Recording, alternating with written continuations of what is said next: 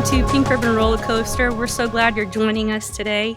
I always tell you guys that we have a special guest joining us, but today we have an extra special guest. Her name is Traci Owen, and she truly is just been a best friend to Project 31 for several years now, for quite a while. But she is with Intimate Pathways, and she is a certified sexual counselor and oncology nurse. I had to look at my notes because I wanted to make sure I get it correct. But she's been in the oncology world for 15 years, and we are so glad that you're joining us today. So thank you for being with us. Sarah, I am always glad to be here. When did Project 31 start? How long ago? Well, I started leading support groups in 2011. Okay. I joined in 2015. That's when we were at CTCA, Cancer Treatment. So we were at CTCA, and of course, our blessed friend Amity was there, right? And she's where that started. She's where that relationship started for us. Well, tell me, story. Tell me, how did you get into this world and how Intimate Pathways came to be? Tell me, I want people to know who you are. I know who you are and I love you dearly, but I want them to know who you are, and I'm sure they'll fall in love with you just the same. Well, I tell you what, I'm an Okie. I was born at the Pink Palace here in Tulsa, at St. Francis, for those who aren't from around here. I've spent my life here. I'm a very family-centric kind of woman, and my family is here. So I've stayed here to be with my family. I'm a married woman. I've been married a long time. We have a blended family of 6. Wow. And we have 7 grandchildren. So I'm like every other woman who's trying to navigate long-term marriage, aging body, changing family dynamics. Right? That's a roller. I love the name Pink Ribbon Roller Coaster because I'm like, I get the wee and the whoa. That whole thought. I'm a nurse. I think probably my first independent identity in this world was as a nurse. I began telling folks I was a nurse when I was like 4 or 5 years old. I started working through the VOTEC system as a junior in high school toward nursing. So I've always been in that movement that was in my own sense of spiritual identity. I was called to be a healer. So that's always been one of how I identify myself, as I'm a healer. So at 17, I started taking care of humans, and I'm 58 now. So that's a few years later. Wow. Literally taking care of humans my whole life. So of course, as a nurse, I've done trauma medicine. I've done oncology for the last 15 years. I've done other things in between. But I've always been a nurse. So I think that independent identity is probably my most important initial identity of who I am. And I started at 17. So as you can imagine, I'm not taken up by any parts of our human body. I feel like it's the most beautifully, intricately designed system that has ever been. So I can't imagine that my creator has any part of the human body that he's too upset about. Mm-hmm. So I feel free. I feel happy to educate people about their body. People don't know a lot of things about how things work. And when you get to the sexual body system, we know even less because we have little access to that information. So I'm working in oncology. Fast forward a whole bunch of years, I'm in oncology. I've had a great ride of my nursing career up to then. And I never saw myself as an oncology nurse, but I found myself being, in my own sense of calling, pulled into Cancer Treatment Centers of America here in Tulsa. And my goodness, it turns out I am an oncology nurse. And as I was walking that journey with, in that environment, you were given a case manager was assigned to your team who followed you through your entire course at CTCA. And so I walked this journey with hundreds of people And as I'm walking the journey with so many people, and I'm a pretty personable, chatty chick, if you haven't figured that out. Um, as I'm talking to people, I began to hear this accumulation of stories around changing identity, around changing roles and responsibilities in a committed relationship, around a changing body, and not really having time to catch up to that. And no one really talks about all of the changes that are going to happen in a person's body, especially their sexual body, in relationship to the treatment that we're recommending, Mhm. right? That gets left out of the story pretty well. Yeah.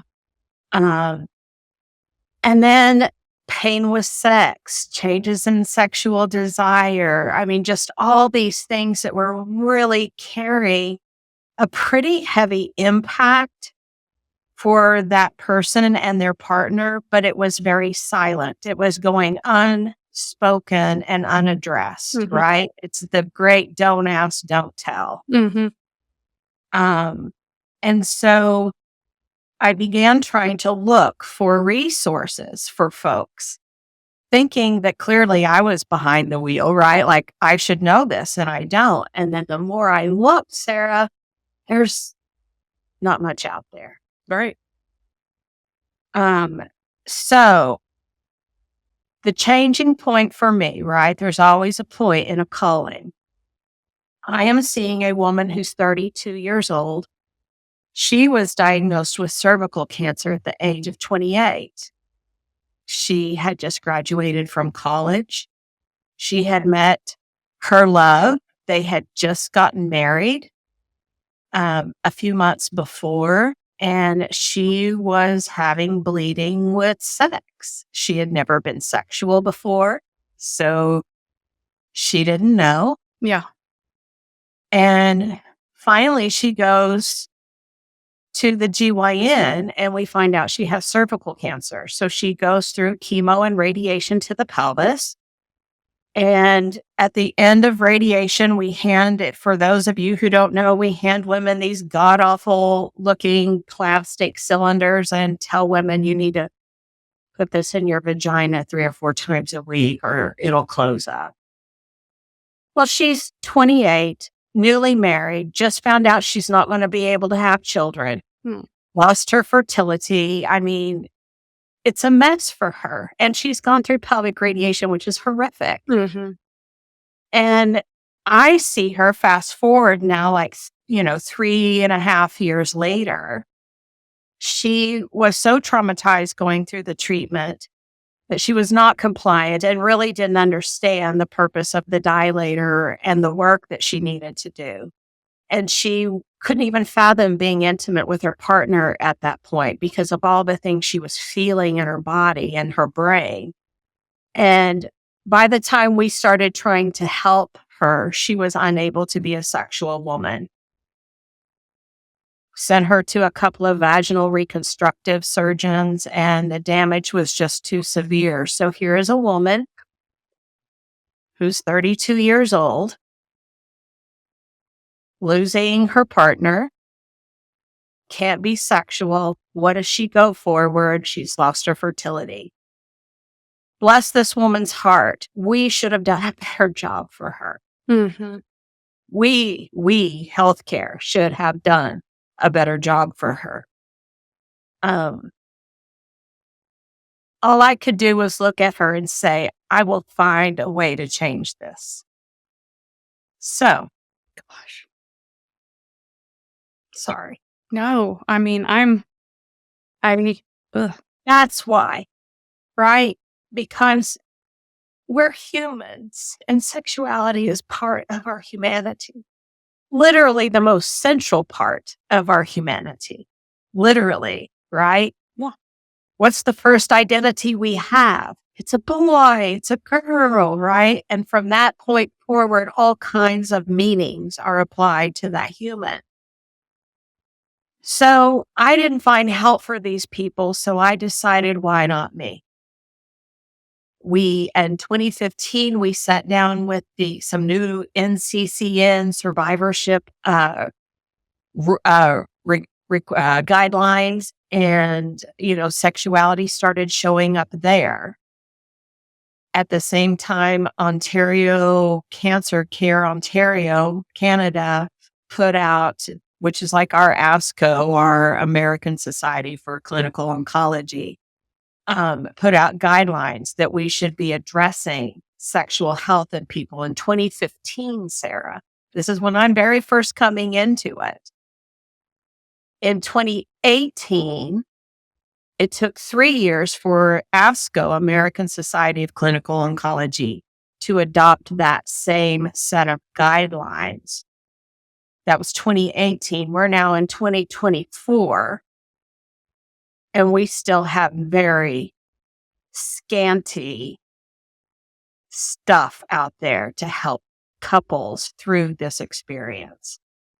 That's why I do what I do. So at 50, I went back to school because that's what all the cool kids do. We're to University of Michigan. You and I were talking before we got on here about the courage it takes in life. I gave myself so many reasons why I could not be successful. Going back to school at 50, working a full-time job. But the message I kept getting was, go anyway. Do it anyway. So I went back to school. I have my certificate in sexuality counseling and sex education. I then went on. We have a big governing body called ASECT, American Association of Sexuality Educators, Counselors, and Therapists. So all in a big bung. I am a sexuality counselor and a sex educator. And then I went on to get my ASECT certification, which is a national certification. And I'm one of less than 1,300 people that have this. Wow. In the nation. That's crazy. And then of that 1,300 people, less than 80 of us are medical providers. Really? Less than 80 of us are medical. So when you break that down in the medical portion, how many are even dedicated to oncology? I think there's about 6 of us. Wow. Across the nation. Wow. So what I found along the way was I'm not behind the curve, right? I'm trying to create a curve. Mm-hmm. And I need the voices of all of the women, right? Mm-hmm.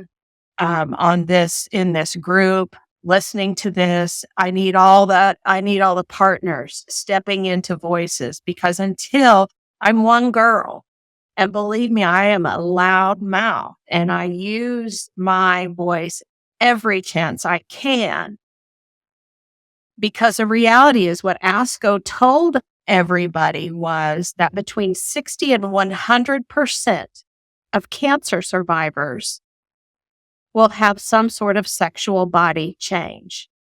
60 and 100%. If you have breast cancer, GYN cancer, bladder cancer, rectal cancer, prostate cancer, we know that what we do is going to change your sexual body. We know it. This is not news people don't know. So use your voice. Listen, if 80% of breast cancer survivors are going to report a sexual struggle, 80%, and we have how many survivors do we estimate? Like 16 or 18 million currently? Yeah. Well, what's 60 to 80% of that? If you're a breast cancer survivor, a GYN cancer survivor, a rectal cancer survivor, I can almost guarantee you 100%, right? And here's the thing that I really want to make sure I hone in before we get off of this. Whether that woman, and I'm going for women because I know we're in the breast cancer group here. No, I don't disparage to the men, but I'm just speaking to this particular audience. Whether you are sexual with another person or not, you have a body to take care of. Mhm. And not maintaining good pelvic health, especially in a woman, impacts her urinary health, her bowel health, and her pelvic floor health. The number one cause of death in senior women, urosepsis, meaning a urinary tract infection. If we helped women who are menopausal understand how they can take care of their bodies, even without hormone being added, I think we could change a whole lot of that story. Mhm. But because we don't talk to people about this very human, basic experience of a body, Mhm. because I'm a younger male provider and I'm talking to an older woman, maybe that doc hasn't been prepared for a conversation with her about maintaining her genitalia. But if he's putting her on an AI, right? How many breast cancer women are on AIs? Yeah. I don't know what percentage, but a lot. A lot. No, it's a whole bunch. Yeah. Or what's the whole purpose of those endocrine therapies? We're blocking estrogen. Yeah. And if we're blocking estrogen, we're changing the fundamental health of the woman's pelvis. So we should be just having educational conversations with every woman we put on endocrine therapy about how to take care of her body. Right. Which Right? the majority of the women that I speak to, that is never brought up. Never. Like it's Research tells us, if we want to look at just data tells us that somewhere around 23% of women will ever have a healthcare provider bring up sexual health to them. I haven't met too many of the 23% yet, and I feel like I've met a lot of women. yeah. But I want people to know, I do know that talking about sex is odd Mhm. in our society. That's not a safe conversation. I've never been a girl who played well within the lines. I'm a healer. I take care of people. Whatever their people experience is, I want to be part of helping them be as safe as they can in whatever that is. Mhm. Right? That's my whole job in helping people, is to meet you where they are, what's not working right for you, and how can I maybe support you to something new, give you some new information, give you some new instruction, right? So I get that what I talk about is sticky, Mhm. and I know that it's uncomfortable for people. I'm not asking anybody to be comfortable in it. I'm asking to trust the process, Mhm. right? Like, sometimes we still have to do those hard things.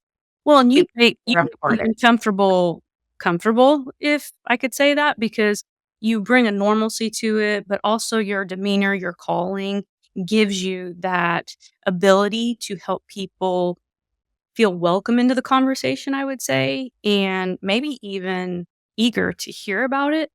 You're funny too, so you just kind of make it, you just take that awkwardness out of it. And so tell me some of the most common challenges that you see, right? Number one is going to be vaginal dryness, urinary, vulva, the outside of the genitalia, and vaginal. Vaginal health Mhm. are going to be my number one thing that every woman, no matter what, has the right to have information to. Beyond the vaginal health, a lot of my women are having pain with sex. And I tell women, until we make the health of those tissues better, Mhm. we cannot help your desire for it, because that's probably the thing women come to me first with is, I don't have desire for sex. Well, first we have to make sure your body is in a place that can feel good, Mm. because if it can't feel good, there's no way for your brain to want it. Mhm. So I always start from a place of body. How do we help the body if there's anything going on there? How do we address those things? Because until the body feels good, can the brain feel good? Right. And then also, I would say communication. You do a really good job of, helping couples. So Yeah. we are going to have this is going to be an extended conversation. So this is just kind of the beginning of our conversation with Traci. So she is going to come back and we're going to kind of break that down on each one of those areas. But I do want to clarify that she is not a counselor like a traditional licensed marriage family therapist. She is a sexual health counselor. So she does meet with individual women and she does meet with couples. She does telehealth, so she is able to meet with anyone across the country. Obviously, she is in high demand because there are so many limited women that are even able to even offer the services that she does. So I just want to say thank you for what you do. Thank you for saying yes, and thank you. That I can't even imagine. That had to have taken so much faith and courage to step into that. And I just know The hard spots. yeah, but I love your heart, and I love you're like us. Like, we are all about the heart and really believing that God wants restoration and our full body, you know? Yes, yes, yes. Well, there aren't a lot of people that have these conversations. And so I think it's beautiful how God knits like-minded people together, and you are definitely one of those people for me. And so I just want to say thank you. Thank you for what you do, and thank you for being a good friend. And I can't wait for you to come back and talk to us more in our next episode. Always, always and always. Okay, everybody stay tuned. We'll be back with our next episode, and we're going to be talking about the different challenges. We'll see you soon. See ya. Bye.